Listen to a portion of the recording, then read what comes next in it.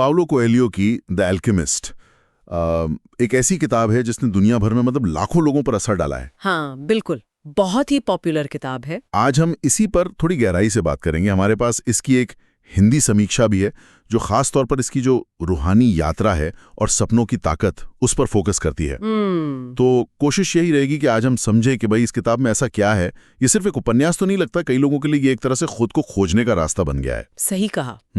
शुरुआत शायद उसी मशहूर लाइन से करनी चाहिए, है ना, जो अक्सर सुनने को मिलती है। हाँ, बिल्कुल। जब आप किसी चीज को पूरी शिद्दत से चाहते हैं तो पूरी कायनात उसे आपसे मिलाने की साजिश में लग जाती है। सुनने में तो ये बहुत अच्छा लगता है, पर इसका मतलब क्या है असल में? थोड़ा खोलते हैं इसको। हाँ बिल्कुल। देखिए, ये लाइन असल में किताब के कोर आइडिया से जुड़ी है। वो है पर्सनल लेजेंड। Personal legend? हाँ, मतलब हर इंसान की अपनी एक मंजिल, एक खास मकसद। कोएल्हो का मानना है कि हम सबके जीवन का एक उद्देश्य होता है और उसको पहचानना और फिर उसका पीछा करना, यही हमारी सबसे बड़ी जिम्मेदारी है। अच्छा। किताब में एक जगह कहते भी हैं कि अपनी नियति को पाना ही इंसान का एकमात्र कर्तव्य है। मतलब this is your only obligation. और कहानी तो सैंटियागो की है।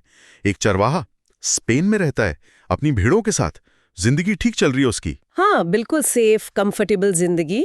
फिर उसे एक सपना आता है, मिस्र के पिरामिड, वहां कोई खजाना छिपा है, और वो सब छोड़ देता है, मतलब भेड़े, अपनी जगह, सब कुछ, और निकल पड़ता है।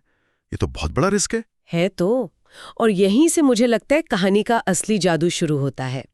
ये सफर सिर्फ बाहर के खजाने को ढूंढना नहीं रह जाता। अच्छा। हाँ, रास्ते में उसे जो लोग मिलते हैं, जो मुश्किलें आती हैं, जो अनुभव होते हैं, वो उसे अंदर से बदलते हैं।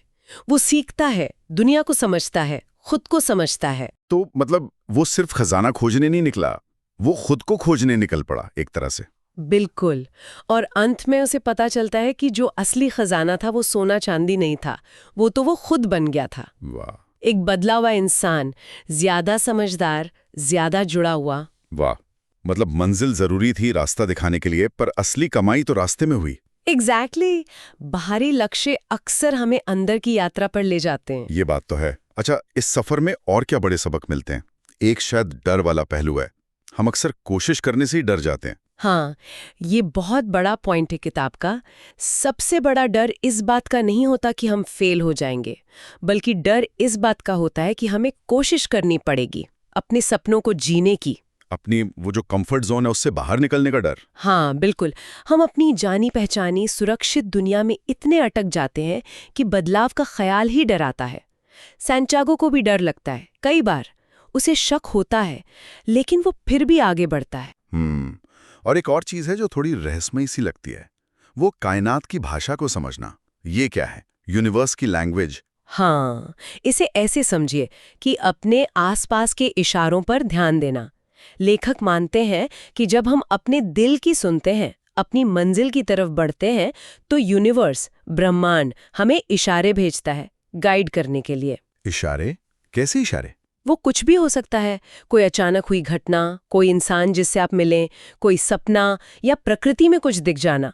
किताब कहती है अपने दिल की सुनो, वो सबको जानता है। ये बेसिकली आपकी इंट्यूशन है, आपकी अंदर की आवाज, जिसे हम अक्सर शोर में अनसुना कर देते हैं। अच्छा, तो ये सिर्फ लक या चांस की बात नहीं है, बल्कि ध्यान देने की, उन संकेतों को पढ़ने की कला है। हाँ, और इसी से जुड़ा एक और आइडिया है संसार की आत्मा का, सोल ऑफ द वर्ल्ड। ये क्या है? जब आप पूरी तरह से अपने लक्ष्य के लिए काम करते हैं, पूरी लगन से, तो आपकी जो इच्छा शक्ति है वो उस बड़ी यूनिवर्सल एनर्जी से जुड़ जाती है। एक तरह का अलाइनमेंट हो जाता है आपकी आत्मा और संसार की आत्मा के बीच। सुनने में काफी आध्यात्मिक लगता है ये। है, पर इसका एक प्रैक्टिकल मतलब ये भी है कि जब आप फोकस्ड होते हैं, पूरी तरह से कमिटेड होते हैं, तो आपको मौके दिखने लगते हैं, मदद मिलने लगती है, चीजें अपनी जगह पर आने लगती हैं। ये सारे विचार काफी इंस्पायरिंग है, लेकिन क्या ये थोड़े ज्यादा आदर्शवादी नहीं लगते? मतलब क्या असल दुनिया इतनी सीधी होती है? समीक्षा में शायद इस पर भी कुछ कहा गया होगा। हाँ, वो आलोचना तो होती है। कई लोग मानते हैं कि किताब का जो फलसफा है वो थोड़ा सिंपल है, शायद जरूरत से ज्यादा ऑप्टिमिस्टिक। हाँ, कि मतलब लॉजिक से ज्यादा भावनाएं हैं, स्पिरिचुअलिटी है। बिल्कुल, तर्क की जगह थोड़ी इमोशनल ज्यादा लगती है कुछ पढ़ने वालों को। इसे कई बार थोड़ी सेल्फ हेल्प कैटेगरी में भी डाल दिया जाता है, जो शायद गहरी फिलॉसफी ना लगे। लेकिन हो सकता है इसकी यही सादगी ही इसकी ताकत हो।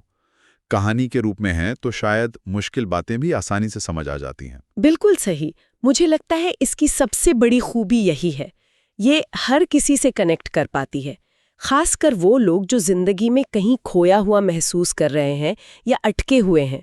ये कोई भारी भरकम फिलॉसफी की क्लास नहीं है, ये एक कहानी है जो उम्मीद देती है, जो कहती है कि अपने सपनों पर यकीन करो। हाँ, इसकी पहुंच बहुत वाइड है इसी वजह से। बिल्कुल। तो अगर हम समेटें तो द अल्केमिस्ट हमें यही याद दिलाती है कि हमारे सपने सिर्फ ख्याली पुलाव नहीं है। अगर दिल से चाहे जाएं और उनके लिए मेहनत की जाए तो वो रास्ता बन सकते हैं और हमें बदल सकते हैं।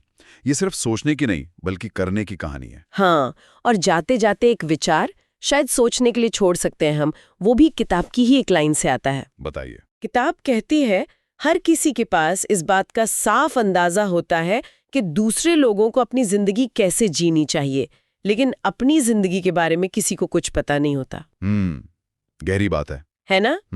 हम दूसरों के फैसलों पर, उनकी जिंदगी पर कितनी आसानी से राय दे देते हैं, लेकिन क्या हमने कभी खुद से पूछा है कि हमारी अपनी राह क्या है, हमारी पर्सनल लेजेंड क्या है? शायद इस सवाल का जवाब ढूंढना ही अपने आप में एक सफर है। बिल्कुल।